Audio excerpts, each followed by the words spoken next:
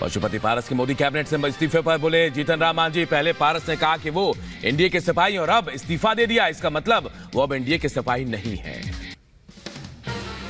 NDA में seat बंटवारे से नाराज उपेंद्र कुशवाहा को बीजेपी ने बनाया। कुशवाहा की पार्टी राष्ट्रीय लोक मोर्चा को एक लोकसभा सीट के साथ एक एमएलसीबी सीट मिलेगी। लोकसभा चुनाव से पहले बिहार में नीतीश कुमार को बड़ा झटका। अली अशरफ फातमी ने जेडीयू से इस्तीफा दिया, कहा नीतीश के एनडीए में जाने के फैसले से था असहमत। अली अशरफ के इस्तीफे पर बोले जेडीयू नेता खालिद अनवर, वो लोकसभा टिकट के लिए मारे मारे फिर रहे हैं। वो कल भी परिवारवाद वाले थे और आज भी परिवारवाद वाले हैं। हमने उनको बदलने की कोशिश की, वो बदल नहीं पाए। बीजेपी में शामिल होने के बाद सीता सोरेन और तरनजीत सिंह संधू ने पार्टी अध्यक्ष जेपी नड्डा से मुलाकात की। दोनों ही नेताओं ने कमल का दामन थामा है। सीता सोरेन के बीजेपी में शामिल होने पर बोले बीजेपी नेता निशिकांत दुबे, सीता अपने पति दुर्गा सोरेन की मौत की सीबीआई जांच कराने की बीजेपी में आए हैं। वो किसी स्वार्थ के कारण भारतीय जनता पार्टी में नहीं है। वो अपने पति के हत्या का जो है सीबीआई इंक्वायरी चाहती है और उनके बच्चों को कैसे न्याय मिले उसके लिए चाहती है। सीता सोरेन के जेएमएम छोड़ने पर बोले बाबूलाल मरांडी, ये तो स्पष्ट है कि जेएमएम या कांग्रेस के भी विधायक अपनी ही सरकार से दुखी है।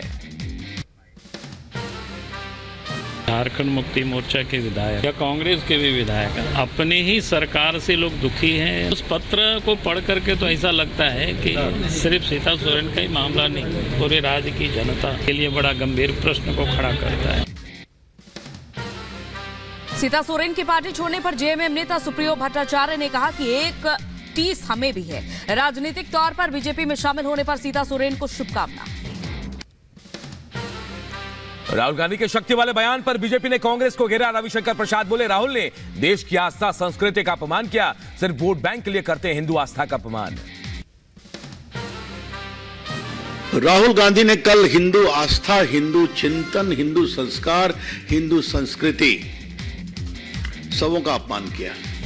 आप सुविधा के लिए चुनावी हिंदू बनते हैं। बीजेपी नेता रविशंकर प्रसाद ने कहा बार बार हिंदू आस्था के अपमान का देश चुनाव में देगा जवाब। चुनाव में हम इसको मुद्दा बनाएंगे। हिंदू आस्था का अपमान करना इन लोग की फितरत हो गई और देश इसका जवाब देगा। इस चुनाव में इसको हम जबरदस्त मुद्दा बनाएंगे। शक्ति वाले बयान को लेकर बीजेपी ने के हमले पर बोले कांग्रेस नेता राजीव शुक्ला, शक्ति से राहुल गांधी का मतलब दुष्ट शक्ति से था, मां दुर्गा शक्ति से मतलब नहीं था। गुजरात कांग्रेस के प्रदेश अध्यक्ष शक्ति सिंह गोहिल बोले बीजेपी राहुल के शक्ति वाले बयान को गलत तरीके से पेश कर रही है। बीजेपी की नकारात्मक शक्ति ने देश को 10 साल में बर्बाद कर दिया। गृहमंत्री अमित शाह, जेपी नड्डा की मौजूदगी में केरल, आंध्र प्रदेश, ओडिशा, कर्नाटक की सीटों पर मंथन हुआ। बैठक में ओडिशा और सिक्किम में गठबंधन को लेकर भी चर्चा हुई। आजमगढ़ से समाजवादी पार्टी के प्रत्याशी ने किया जीत का दावा, कहा पिछली बार निरहुआ की जीत का मार्जिन बहुत कम था और इस बार हार का मार्जिन रहेगा ज्यादा। मुझे उम्मीद है कि न केवल इस गैप को भरेंगे बल्कि आजमगढ़ के लोगों के आशीर्वाद और समर्थन से ऐतिहासिक जीत होगी। लोकसभा चुनाव के पहले चरण की अधिसूचना आज होगी जारी। पहले चरण में 102 सीटों पर डाले जाएंगे वोट। 19 अप्रैल को होने हैं पहले चरण की वोटिंग। यूपी लोकसभा के पहले चरण के लिए आज से शुरू होगा नामांकन। प्रदेश की 8 सीटों पर 19 अप्रैल को होनी है वोटिंग। महाराष्ट्र एनडीए की आज हो सकती है बड़ी बैठक के बाद सीट शेयरिंग पर जल्द साफ हो जाएगी तस्वीर। एनडीए की बैठक के बाद सीएम एकनाथ शिंदे ने भी अपने विधायकों और नेताओं की बैठक बुलाई। 21 मार्च को शिंदे गुट के नेता भी बैठक करेंगे।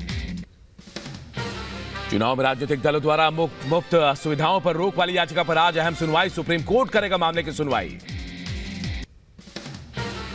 देश की छवि और विश्वसनीयता को नुकसान पहुंचाने को लेकर आज दिल्ली हाई कोर्ट में सुनवाई। राहुल गांधी, केजरीवाल और अखिलेश यादव के खिलाफ झूठ फैलाने और भ्रम फैलाने को लेकर याचिका पर सुनवाई होगी। लोकसभा चुनाव को लेकर कांग्रेस ने तीसरी सूची के नामों पर लगाई मुहर। 11 राज्यों की 80 सीटों के उम्मीदवारों पर मंथन हुआ। दिल्ली में पार्टी मुख्यालय में हुई कांग्रेस सीईसी की बैठक। लोकसभा चुनाव में उम्मीदवारों के नामों पर चर्चा हुई। कांग्रेस सीसी की बैठक के बाद बोले कर्नाटक के मुख्यमंत्री सिद्धरामैया, कांग्रेस की तीसरी लिस्ट पर चर्चा हुई, जल्द उम्मीदवारों के नामों का ऐलान होगा। असम के सीएम हिमंता बिस्वा शर्मा का बड़ा बयान, कहा कांग्रेस के प्रत्याशियों को वोट देकर अपना वोट बर्बाद न करें, जो भी कांग्रेसी गलती से जीत जाएगा वो इस्तीफा देकर बीजेपी में हो जाएगा शामिल। लोकसभा चुनाव से पहले तेज हुई सियासत, सीएम हिमंता बिस्वा शर्मा के वार पर कांग्रेस नेता अधीर रंजन चौधरी ने पलटवार किया। राजस्थान के सीएम भजन लाल शर्मा ने कांग्रेस पर साधा निशाना, कहा कांग्रेस की डूबती नाव में कौन बैठेगा, कांग्रेस के लोग लगातार बीजेपी में हो रहे शामिल, अब की बार राजस्थान की सभी 25 सीटें जीतेगी बीजेपी। इस तरह से लगातार कांग्रेस के लोग भारतीय जनता पार्टी में आ रहे हैं, 25 की 25 सीट तो आएंगी, लेकिन अब की बार हम बहुत बड़े मार्जिन से जीतेंगे। मध्य प्रदेश सरकार में मंत्री कैलाश विजयवर्गीय बोले, मध्य प्रदेश में कांग्रेस को उम्मीदवार नहीं मिल रहे हैं, कोई भी कांग्रेस के टिकट पर चुनाव लड़ने के लिए तैयार नहीं, इस बार हम छिंदवाड़ा सीट से जीत की शुरुआत करेंगे। इंदौर, जबलपुर, उज्जैन और बहुत सारी ऐसी जगह है कांग्रेस के पास कोई उम्मीदवार नहीं और लड़ने को तैयार, के बाद शुरुआत ही छिंदवाड़ा से होगी। मथुरा में कार्यकर्ताओं से बोले आरजेडी अध्यक्ष जयंत चौधरी, पुरानी बातें भूलकर एनडीए गठबंधन को करें मतदान।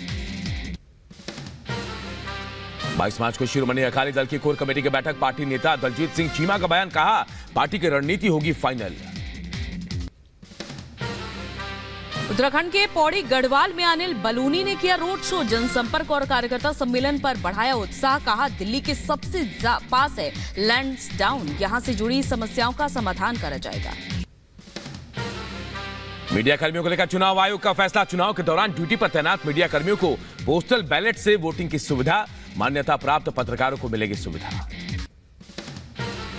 लोकसभा चुनाव से पहले सुप्रीम कोर्ट से शरद पवार को बड़ा झटका, अजित पवार के खड़ी चिन्ह पर चुनाव लड़ने पर रोक से इनकार, कोर्ट ने चुनाव आयोग का फैसला रखा बरकरार। सुप्रीम कोर्ट के आदेश पर शरद चंद्र पवार गुट के नेता जितेंद्र अहवाड़ का बयान, कहा अजीत को हर पोस्टर पर लिखना होगा एससी के अंतिम फैसले आने तक ये चिन्ह हमारा, पार्टी से बाहर आकर पार्टी बनाना समाधान नहीं। संसद में कैश फॉर क्वेरी मामले में टीएमसी नेता महुआ मोइत्रा की बड़ी मुश्किल, लोकपाल ने सीबीआई को एफआईआर दर्ज करने का आदेश दिया।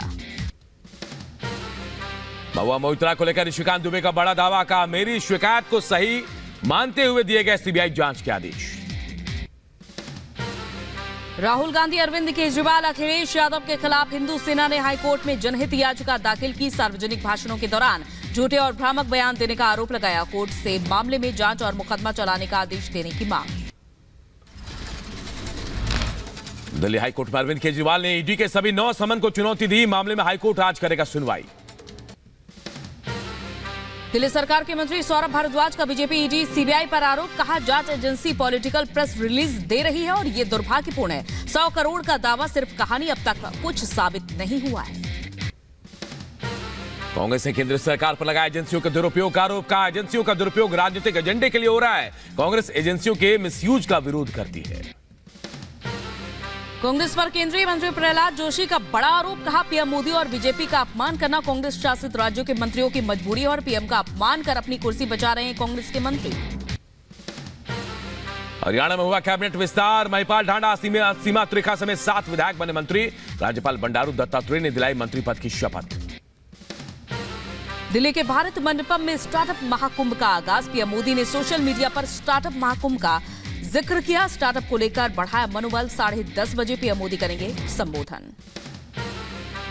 उत्तराखंड के नए प्रमुख सचिव गृह की नियुक्ति, आईएएस दिलीप जावलकर को मिली जिम्मेदारी, सचिव वित्त का पद संभाल रहे हैं जावलकर। कर्नाटक के बेंगलुरु में युवक से मारपीट मामले में 5 आरोपी गिरफ्तार, पुलिस ने सुलेमान, शहनवाज, रोहित, तरुण, जावेद को गिरफ्तार किया है और एक की तलाश जारी है, हनुमान चालीसा बजाने पर पीटने का आरोप है। हनुमान चालीसा मामले पर केंद्रीय मंत्री शोभा करंदलाजे का बयान, कहा कर्नाटक सरकार हिंदू विरोधी, यहां लगातार हिंदुओं का अपमान हो रहा है। यूपी के कानपुर में सपा विधायक इरफान सोलंकी के लिए नमाज अदा करने का मामला सामने आया है, विधायक लिए दुआ करने की अपील करते हुए इमाम का वीडियो वायरल हुआ, इमाम पर मुकदमों को अवैध बताने का आरोप है, कार्रवाई की तैयारी में पुलिस। पतंजलि के भ्रामक विज्ञापन वाले मामले में सुप्रीम कोर्ट का नोटिस, रामदेव और बालकृष्ण को पेश होने का आदेश, पूछा क्यों ना अवमानना के तहत चला जाए मुकदमा। लखनऊ में 17 मई तक धारा 144 लागू, रमजान होली को लेकर आदेश, गड़बड़ी फैलाने पर होगी सख्त कार्रवाई। मुंबई में डीआरआई ने इंडोनेशियाई और थाई की 2 महिला तस्करों को पकड़ा, करीब 100 करोड़ की 9 किलो के ज्यादा के कोकीन जब्त किए गए। सिद्धू मूसेवाला के पिता ने पंजाब सरकार पर परेशान करने का आरोप लगाया, कहा बच्चे के जन्म के बाद से नियम के नाम पर किया जा रहा है परेशान। 45 दिन बाद पाकिस्तान से भारत लौटी महिला परिजनों ने सुरक्षित वापसी के लिए पीएम मोदी और जम्मू कश्मीर के एलजी का आभार जताया। पश्चिम बंगाल के कुछ बिहार में दिनहाटा में टीएमसी और बीजेपी समर्थकों में झड़प हुई, इलाके में फैला तनाव, बीजेपी ने टीएमसी कार्यकर्ताओं पर हमले का आरोप लगाया। टीएमसी ने आज दिनहाटा में 24 घंटे बंद का आह्वान किया। टीएमसी और बीजेपी कार्यकर्ताओं में झड़प के बाद बंद का आह्वान किया गया है। 21 मार्च से 2 दिवसीय भूटान दौरे पर जाएंगे पीएम मोदी, पीएम के दौरे को लेकर तैयारियों में जुटा है पूरा भूटान, तस्वीरें सामने आई। जम्मू कश्मीर के रामबन में जमीन धंसने का मामला, भूस्खलन से दर्जनों घर क्षतिग्रस्त हो गए। बनिहाल में क्षतिग्रस्त घरों और सरकार स्कूल की तस्वीरें सामने आई हैं। भूस्खलन के बाद विद्यालय पूरी तरह से नष्ट हुआ। 2010 दंगे का मास्टरमाइंड तौकीर रजा फरार, दूसरे राज्यों में भी पुलिस की छापेमारी, पुलिस ने घर पर चस्पा किया वारंट। सपा सांसद डिंपल यादव का बीजेपी को लेकर बयान, बोली सिर्फ लोगों को भटकाने का काम किया जा रहा है और यूपी में बढ़ रहा है अपराध।